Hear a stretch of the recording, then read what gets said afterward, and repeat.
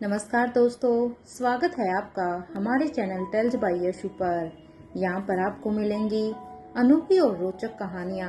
अगर आपको हमारी कहानियाँ पसंद आती हैं तो कृपया करके हमारी वीडियो को लाइक करें, इसको अपने दोस्तों के साथ शेयर करें और अगर आप इस चैनल पर नए हैं तो कृपया करके सब्सक्राइब करें। आपका हमारे चैनल पर विजिट करने के लिए बहुत बहुत धन्यवाद।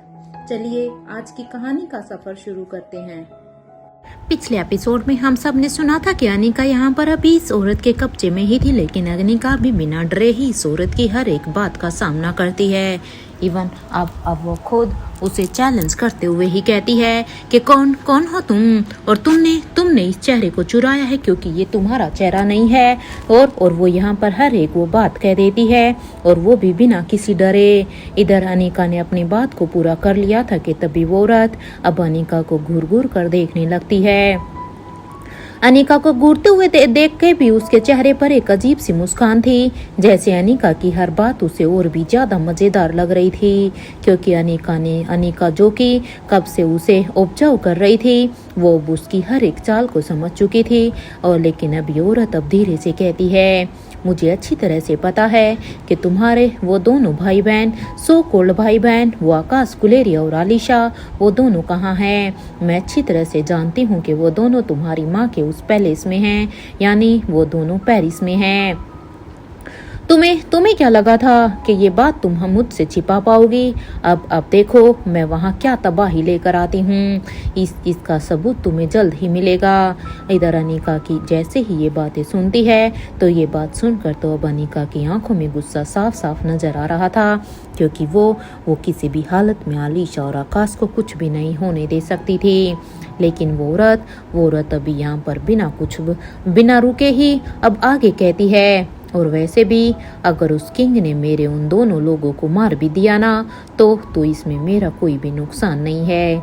इवन इसमें तो मेरा फायदा ही होने वाला है, क्योंकि अगर किंग उसे मारेंगे तो उनकी बॉडी से जो भी खून निकलेगा तो उनकी एक भी बूंद अगर जमीन पर गिरी तो, और इतना कहते ही वो औरत अब जोर जोर से हंसने लग जाती है। वो इससे आगे की बात अब अनिका को नहीं बताती, लेकिन वो हंसी इस बार उसकी कोई आम हंसी नहीं थी। इसकी हंसी कोई राज बयां कर रही थी। उसकी हंसी में एक ऐसा रहस्य छुपा हुआ था जिसे सुनकर अनिका के दिल में एक अजीब सी बेचैनी पैदा हो गई थी। अनिका जानना चाहती थी कि आखिर कैसा क्या चीज है उनके खून में जिससे इसका फायदा होगा। इसलिए अब अनिका जल्दी से पूछती है, क्या मतलब है आपका? साफ साफ कहिए, आप कहना क्या चाहती हैं। अनिका को इतना एक्साइटेड होता हुआ देखकर अब वो औरत अब अनिका की तरफ देख रही थी और फिर कहती है, मेरी बच्ची अनिका, तुम बिल्कुल सच में अपनी बड़ी रानी पर गई हो। वही हिम्मत, वही जुनून और वही अपने दुश्मनों को उसी की चाल में फंसाने की आदत। सच में मैं तुम्हारी इस आदत को जान गई। तुम्हारे अंदर सारी की सारी वही खूबियां हैं। फिर उसकी आंखों, ये कहते हुए ही उसकी आंखों में अचानक से ही चमक बदल जाती है और अब अपनी बात को आगे बढ़ाते हुए ही कहती है, देखा जाए तो तुम बिल्कुल अपनी बड़ी रानी के जैसी हो, लेकिन तुम दोनों के अंदर एक ही कमी थी। अब जैसे ही वो यहाँ पर कमी का नाम लेती है तो अनिका अब अपनी बाहों को सिकोड़ते हुए ही पूछती है, कमी? कौन सी कमी? अब अनिका की ये बात सुनकर वो औरत कहती है, भरोसा। ना तो तुम्हारी बड़ी रानी माँ के अंदर भरोसा था और ना ही तुम्हारे। अब उसकी ये बात सुनकर अनिका कुछ भी नहीं कहती, लेकिन वो औरत अब अनिका के करीब आते हुए ही कहती है, हाँ अनिका, मैं बिल्कुल सही कह रही हूँ। भरोसा? अरे तुम्हारी रानी माँ को भी लोगों पर कुछ ज्यादा ही भरोसा करने की आदत थी और वही आदत तुम्हारे अंदर है। मैंने जब भी उसी कमी का, क्योंकि तुम्हारी रानी माँ के अंदर जिस चीज की कमी थी मैंने बस उसी कमी का फायदा उठाया था और तुम देखना आज भी मैं उसी कमी का ही फायदा उठाऊंगी। आज तुम मेरे हाथों से नहीं बच पाओगी। इधर अनिका की आंखों में अब यहाँ पर शक भर आया था और अब ये वो औरत कहती है, उस किंग को साइकोलॉजिकल गेम खेलने में मजा आता है ना, तो ठीक है, मुझे ही उनकी चुनौती स्वीकार है। अब मैं भी उसके साथ यही साइकोलॉजिकल गेम ही खेलूंगी। फर्क सिर्फ इतना होगा कि उसे लगेगा कि वो मुझे हरा रहा है, जबकि असल में वो मेरी बिछाई हुई चाल में और भी गहरा फंसता चला जाएगा। देखना किंग को मैं कैसे घुटने के बल लेकर आती हूँ। अब उसकी ये बात सुनकर अब अनीका तुरंत कहती है, आप चाहें जितनी भी चालें क्यों ना चल लीजिए, लेकिन आप मुझे ज़्यादा देर तक यहाँ पर नहीं रोक सकती हैं। मैं जल्द ही आपकी इस कैद से निकल जाऊंगी। अब अनीका की इस बात को सुनकर वो औरत अब जोर जोर से हंस पड़ती है और अब वो अनीका की तरफ देखते हुए कहती है, तुम्हें इतना यकीन है कि तुम सच में मेरे चुंगल से निकल जाओगी? उसकी इस बात को सुनकर अनीका बिना डरे उसकी आंखों में आंखें डालकर कहती है, यकीन नहीं, मुझे पूरा भरोसा है। और फिर अब अनीका ने एक एक शब्द पर जोर देते हुए ही कहती है, आज के अगले 1 घंटे के अंदर मैं यहाँ से बाहर निकल जाऊंगी और आप देखना, आप मेरा कुछ भी नहीं बिगाड़ पाएंगी। अनीका की इस बात को सुनकर उस औरत का चेहरा एक पल के लिए बिल्कुल ही जैसे शांत हो गया था। इधर अनीका आगे कहती है, आज अनीका गुलेरिया आपको चैलेंज करती है।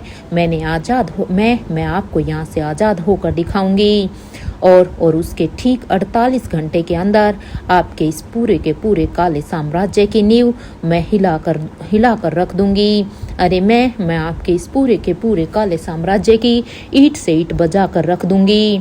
अब कुछ पल तक यहाँ पर कमरे में एकदम से ही सन्नाटा छा जाता है, क्योंकि अनीका ने खुलेआम ही यहाँ पर इस औरत को एक चेतावनी दे दी थी, एक धमकी दे दी थी।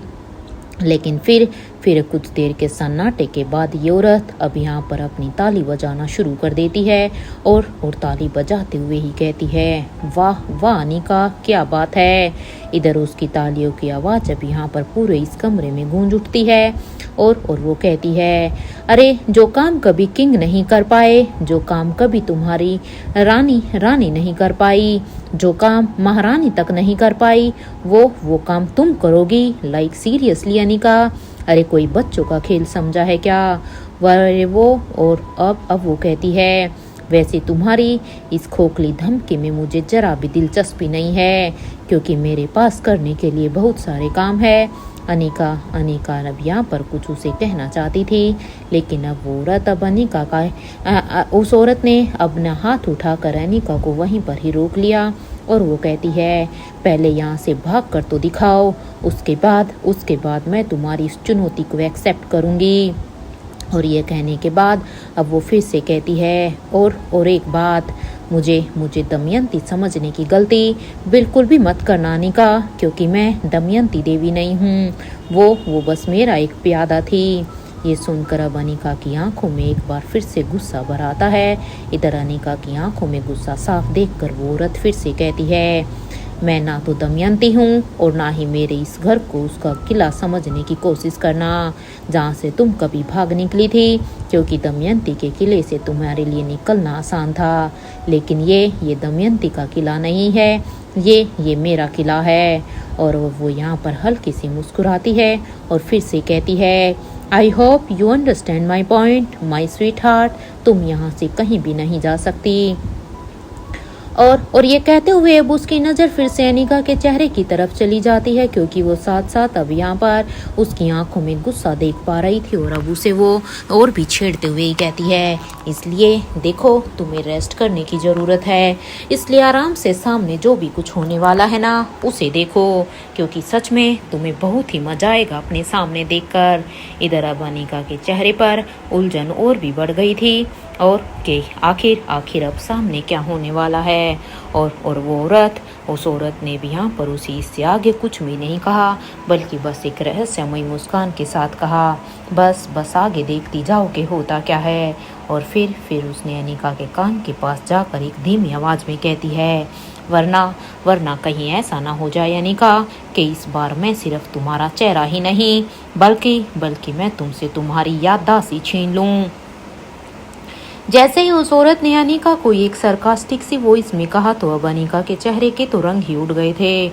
और वो कहती है, मेरी मेरी यादें। अब वो औरत अब यहाँ पर पीछे होते हुए ही कहती है, हाँ हाँ तुम्हारी यादें, तुम्हारे अपने लोग, तुम्हारी अपनी पहचान। अब उसकी ये बात सुनकर अब अनिका गुस्से में कहती है, आप मुझे डरा नहीं सकती। अब ये बात सुनकर वो औरत अब मुस्कुराती है और कहती है, मैं तुम्हें डरा नहीं रही हूँ अनिका, मैं तुम्हें सिर्फ आने वाले वक्त की एक झलक दिखा रही हूँ।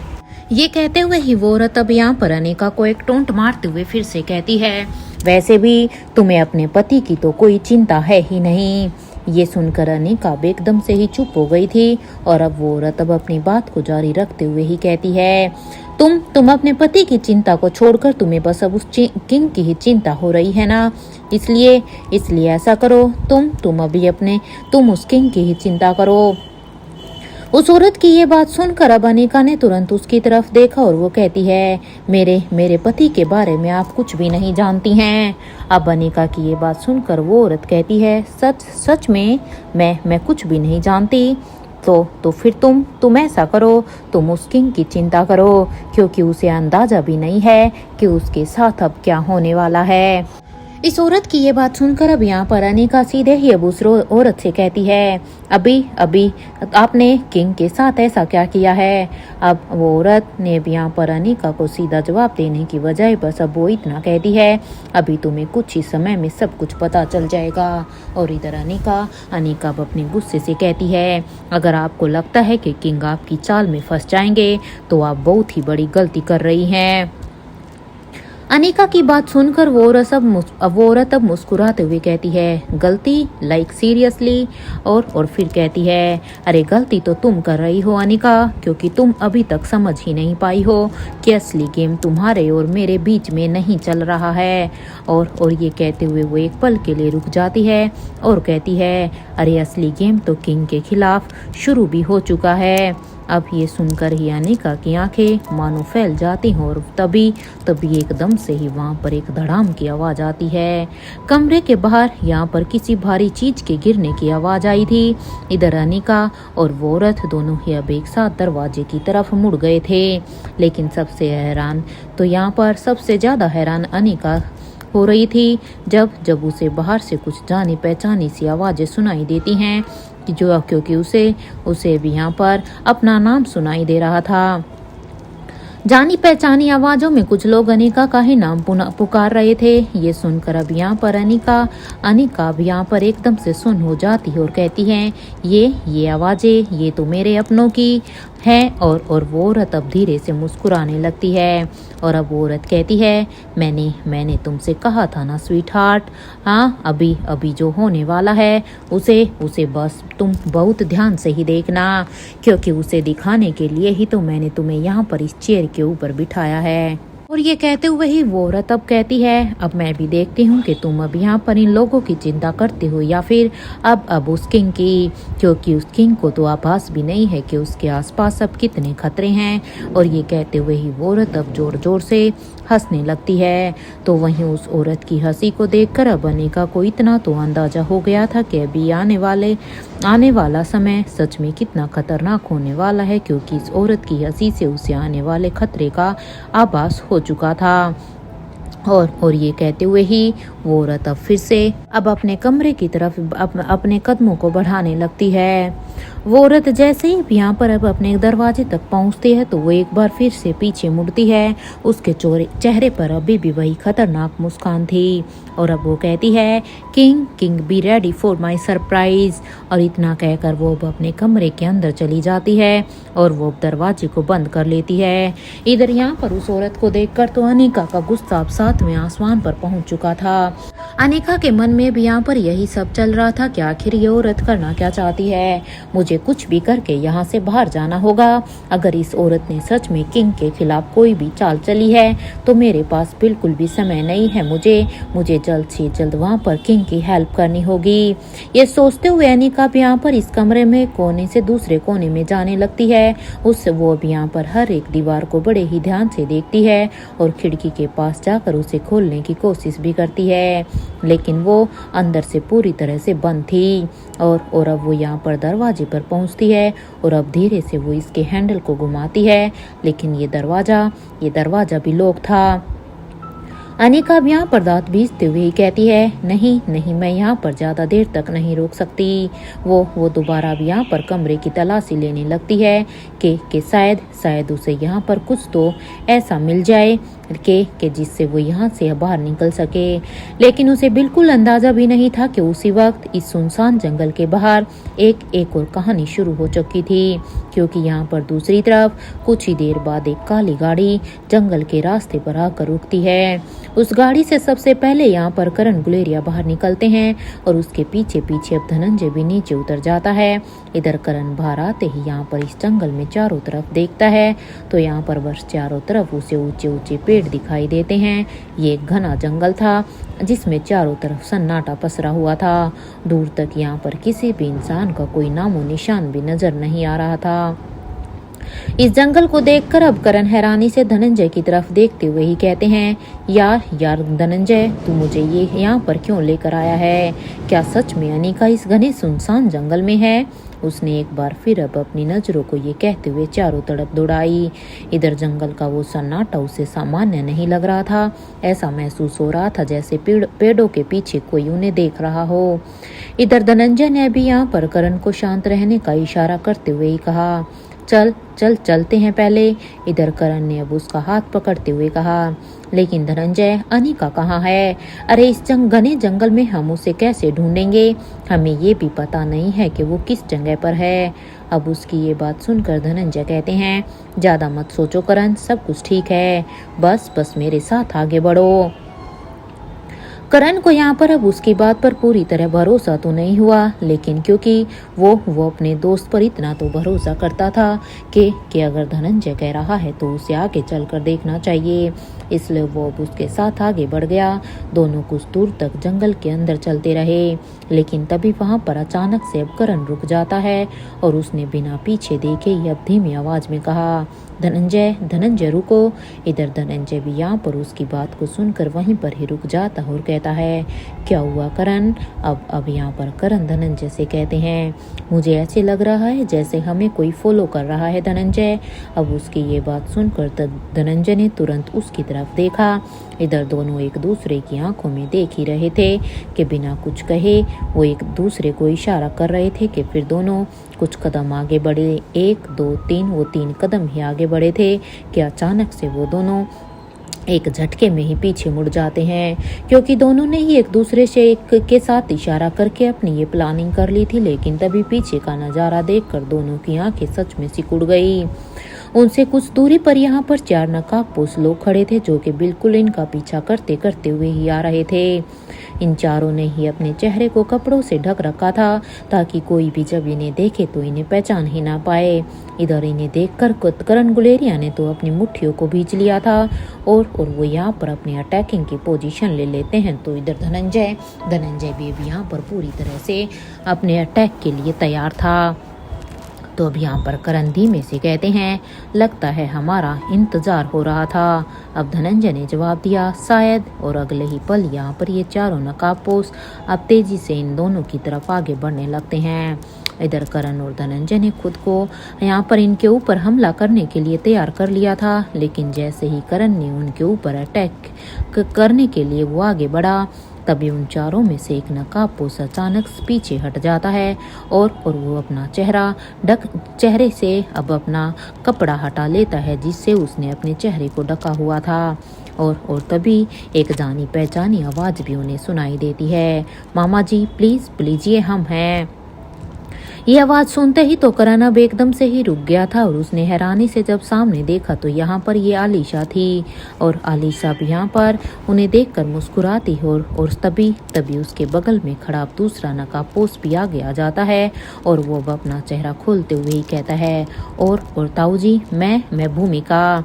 अब करण और धनंजय दोनों ही उन्हें देखकर हैरान रह जाते हैं और अब करण कहते हैं, आप दोनों यहाँ पर क्यों आई हैं? फिर उसने गंभीर होते हुए कहा, आपको यहाँ बिल्कुल भी नहीं आना चाहिए था, क्योंकि ये जगह बिल्कुल भी सुरक्षित नहीं है। करण की ये बात सुनते ही अब आलिशा कहती है, हम कैसे नहीं आते। हाँ, उसकी हमें आपकी चिंता साफ साफ दिखाई दे रही है।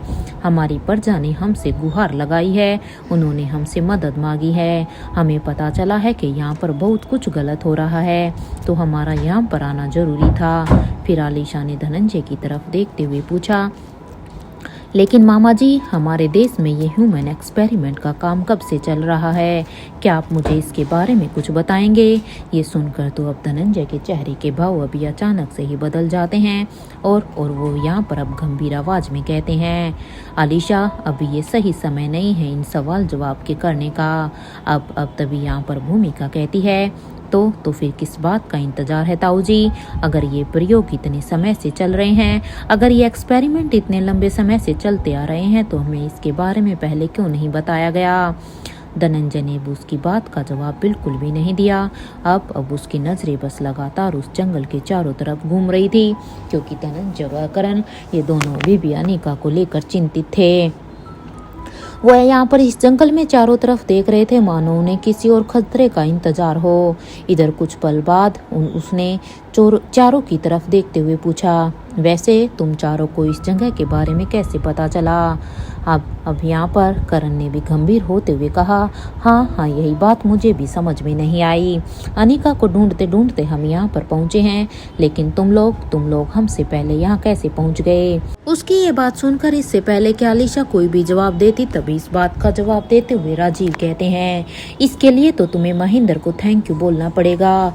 अरे महेंद्र को जब से ये पता चला था कि तुम दोनों हॉस्पिटलाइज्ड हो गए हो, तब से ही महेंद्र ने हर मुमकिन कोशिश की थी तुम दोनों तक पहुंचने की। इस बात पर अब धनंजय पीरामल कहते हैं, वो कहाँ है वो अब? इस बात पर अब यहाँ पर आलिशा कहती हैं, मामा जी, अगर महेंद्र मामा जी ये भी यहाँ पर होते ना, तो आगे चलकर हम सभी के लिए एक नई प्रॉब्लम क्रिएट कर सकते थे। ये बात तो आप भी जानते हैं कि उन्हें कितना डर लगता है, इसलिए सिचुएशन को देखते हुए हमने उन्हें पहले ही राजमहल भेज दिया है। वो क्या है ना, रानी माँ के पास वहाँ पर बस लतिका और रानी माँ दोनों ही हैं, तो वो अकेली हैं, इसलिए वो कम से कम वहाँ पर तो रहेगा। वैसे अब हमें अभी अनिका को ढूंढने के लिए यहाँ से निकल जाना चाहिए। आप सभी का क्या ख्याल है? इस बात पर अब सभी हाँ में अपने सिर को हिला देते हैं, तो वो सभी अभी अनिका को ढूंढने के लिए निकल जाते हैं। उन सभी के ही हाथ में यहाँ पर रिवॉल्वर थी। वो कभी जंप करते हुए आगे बढ़ते हैं, तो कभी दौड़कर, कभी आगे पीछे देखकर, तो कभी एक दूसरे की सिक्योरिटी को इंश्योर करते हुए ही वो इस जंगल में आगे बढ़ते जा रहे थे। इसी तरह से वो सभी अभी अनिका को ढूंढने में लग जाते हैं कि तभी उन सभी के ही कानों में अब किसी के अचानक से चीखने की आवाज़ आती है। आ इस आवाज़ को सुनते ही वो सभी अब उस आवाज़ की तरफ भागकर, जब उस आवाज़ की दिशा की तरफ भागकर जाने लगते हैं।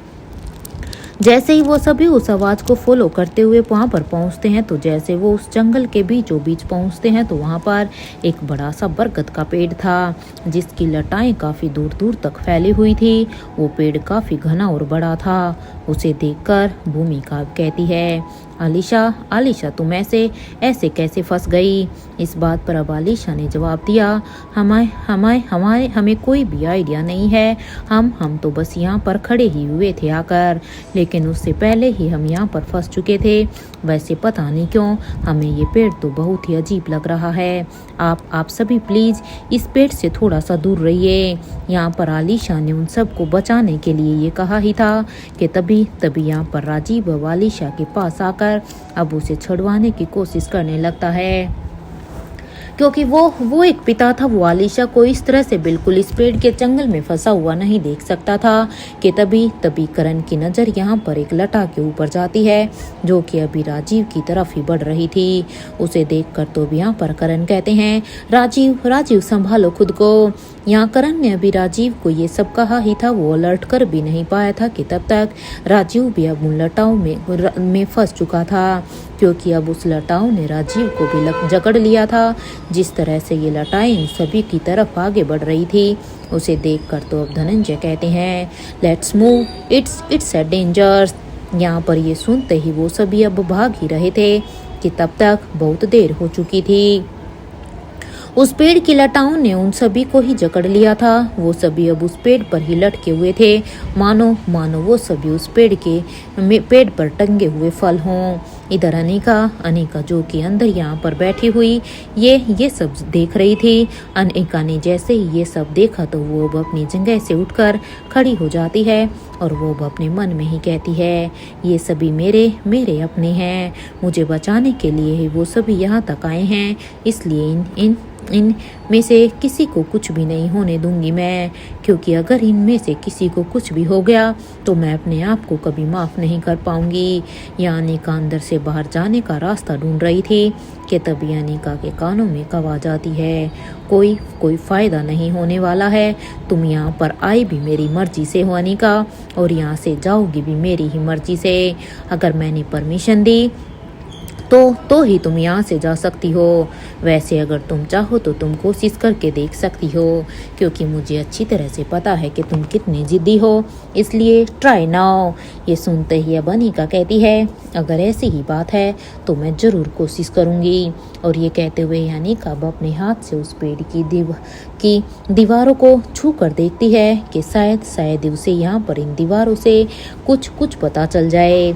अनिका अपनी कोशिश में लगी हुई थी कि वो कैसे भी करके इन सभी को बचा ले। तो वहीं दूसरी तरफ इंडिया में लाइफ केयर हॉस्पिटल में प्रीति भाग्यश्री को अब तक वहां पर लेकर आ चुकी थी। अब तक तो वहां पर भाग्यश्री भी प्रीति के आने का ही इंतजार कर रही थी, क्योंकि वो उन लोगों से भी पहले हॉस्पिटल में पहुंच चुकी थी और उसने यहाँ पर आने के बाद पूरी की पूरी तरीके से इंतजाम किया हुआ था। जैसे ही वो दोनों आमने सामने आई तो अब यहाँ पर राजलक्ष्मी ने कहा, जल्दी से चेंज कर लो प्रीति, तुम भी, क्योंकि तुम भी मेरी टीम में हो। हम इन्हें अंदर लेकर जा रहे हैं तब तक। वैसे कंसेंट फॉर्म में सिग्नेचर। अब इस बात पर प्रीति कहती है, मैंने पीयूष रायचंद को कॉल करके यहाँ पर बुला लिया है, वो इनके भाई हैं, क्योंकि अभी किशन अंकल को फ़ोन करना सही नहीं लगता, क्योंकि वो भी श्वेता के साथ हैं। और अगर श्वेता को ऐसी कंडीशन में अगर अपनी माँ के बारे में पता चलेगा तो उसके लिए हम कोई भी रिस्क नहीं ले सकते, क्योंकि श्वेता ऑलरेडी बहुत ही ज़्यादा स्ट्रेस में है। इस बात पर अब राजलक्ष्मी कहती है, ठीक है फिर मैं जा रही हूँ, तब तक तुम भी बस जल्दी से तैयार होकर आ जाओ। ये कहते हुए राजलक्ष्मी जब अंदर जाती है तो उसकी टीम ने यहाँ पर पूरी की पूरी ऑपरेशन की तैयारी कर रखी थी। वो इधर जैसे ही भाग्यश्री के पास जाती है तो वो अब अपने मन में ही कहती है, आज पता नहीं क्यों इन्हें देखकर मेरी आंखों में से आंसू आ रहे हैं। आज से पहले तो मैं कभी भी ऐसे ऑपरेशन में कमज़ोर नहीं पड़ी हूँ। मैंने ना जाने आज तक कितने ही ऑपरेशन किए हैं, लेकिन ये मेरा पहला केस है जिसमें मैं अपनी हिम्मत से ज़्यादा इमोशनल हो रखी हूँ। आज मुझे ये क्या हो रहा है। या राजलक्ष्मी ने इधर अपनी पूरी टीम को इंस्ट्रक्शन देना शुरू कर दिया था। तो वहीं अब तक प्रीति भी वहां पर अब तैयार होकर अपना आ जाती है और प्रीति ने भी अब अपना काम शुरू कर दिया था। जहां एक तरफ अंदर भाग्यश्री का भी ऑपरेशन शुरू हो जाता है तो वहीं यहाँ बाहर बेंच पर बैठी हुई नानी माँ, उसकी आंखों में सिर्फ आंसू ही थे। वो बस यहाँ पर अंजलि मामी की ही उन्हें चिंता हो रही थी। एक तो उनके मन में पहले से ही पश्चाताप था कि वो यहाँ पर उस केमिकल को नहीं बचा पाए, लेकिन दूसरी तरफ से उसे अब अंजलि की भी चिंता हो रही थी कि तभी उसके कानों में लिफ्ट के खुलने की आवाज़ आती है। इस आवाज़ को सुनते ही जैसे ही नानी माँ उस तरफ देखती है तो सामने से पीयूष रायचंद और उनके साथ क्रिश ये दोनों ही आ रहे थे। जैसे ही क्रिश अब अपने तेज कदमों से अब अपनी दादी माँ के पास पहुँचता है तो वो अब अपनी दादी माँ के सामने घुटने पर बैठकर कहता है, दादी माँ क्या हुआ है माँ के साथ, माँ ठीक तो है ना। इस बात का जवाब देते हुए अब नानी माँ कहती है, ये सब कुछ मेरी वजह से हुआ है क्रिश। वो अटैक तो सच कहूँ तो मेरे ऊपर ही होने वाला था और मेरी बच्ची बीच में आ गई। मेरी बच्ची ने मुझे बचाने के लिए वो खुद उस गोली के आगे खड़ी हो गई और वो खुद घायल हो गई। वो ठीक हो जाएगी, मुझे पूरा भरोसा है। अब दादी माँ की ये बात सुनते ही क्रिश अब अपनी दादी माँ की गोद में अब अपना सिर रखता है और कहता है, माँ ठीक तो हो जाएगी ना दादी माँ। यहाँ पर क्रिश को देखकर अब पीयूष रायचंद भी अब क्रिश के कंधे पर अब अपना हाथ रखते हैं और कहते हैं, बेटा क्रिस, संभालो खुद को, वो ठीक हो जाएगी। अपने मामा जी की ये बात सुनते ही क्रिस अब अपनी जगह पर खड़ा होकर अब पीयूष रायचंद को हक करते हुए ही कहता है, मुझे माँ की चिंता हो रही है मामा जी। मैंने ना पापा को कुछ भी नहीं बताया है और ना ही श्वेता को। वो बहुत ही ज़्यादा डरी हुई है, क्योंकि जब से वो वहाँ से आई है वो सच में कैसे भी नहीं संभाली जा रही। अगर उसे अब ऐसी हालत में माँ की इस कंडीशन के बारे में पता चल गया ना, तो पता नहीं फिर उसके बाद क्या होगा। हमारे लिए उसे संभालना बहुत ही मुश्किल होगा। लक्ष्य जीजू भी मेरा फ़ोन नहीं उठा रहे हैं। क्या हो गया है आज एक ही पल में क्या से क्या हो गया, कुछ समझ में ही नहीं आ रहा। अरे पहले तो हमारे घर पर अटैक हुआ और उसके बाद हम सभी का किडनैप हो गया, और अब ये सब हमारा ही यहाँ पर ये हाल है। तो सोचो मेरी बहन के ऊपर तो पता नहीं क्या बीत रही होगी। इसलिए मैंने माँ के बारे में श्वेता को नहीं बताया और ना ही पापा को। वो दोनों और भी ज़्यादा परेशान हो जाते। इस बात पर अब पीयूष रायचंद कहते हैं, तुम पहले खुद को संभालो क्रिस, तुम्हारी माँ को कुछ भी नहीं होगा। इधर आओ, मेरे साथ बैठो। यहाँ पर इधर पर पीयूष रायचंद अब क्रिस को संभाल रहे थे और साथ के साथ वो नानी माँ से भी कहते हैं, मेरे ख्याल से आप अभी मल्होत्रा हाउस में चली जाइए। आप थोड़ा सा आराम कर लीजिए माँ जी, क्योंकि आप कब से यहाँ पर बैठी हुई हैं।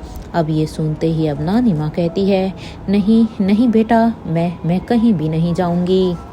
मैं यहीं पर ही ठीक हूँ। जब तक मुझे मेरी अंजलि के बारे में कोई भी खबर नहीं मिल जाती, तब तक मैं यहाँ से कहीं भी नहीं जाने वाली हूँ। अब अंजलि को अपनी सिर्फ मैं अंजलि को अपनी बहू ही नहीं मानती हूँ, बल्कि वो मेरी बेटी है। और जब तक मुझे उसे सलामती की खबर नहीं मिल जाती, तब तक मैं मल्होत्रा हाउस में कैसे जा सकती हूँ। इधर कुलदेवी के मंदिर में इधर अब यहाँ पर किंग के सामने दोनों ही किंग यानी के डायमंड किंग और सिल्वर किंग ये दोनों ही थे कि तभी किंग के कानों में अब सभी के ही चिल्लाने की आवाज़ आती है। उस आवाज़ को सुनकर अब डायमंड किंग कहते हैं, वेल किंग, बाजी एक बार फिर से हमारे हाथ में है। इसे महाभारत नहीं शतरंज समझना बहुत ही मजा आने वाला है। वो क्या है ना कि वो जब भी इस मैदान में उतरती है खेलने के लिए, तो बिना शिकार किए वो कभी भी पीछे हटती ही नहीं है।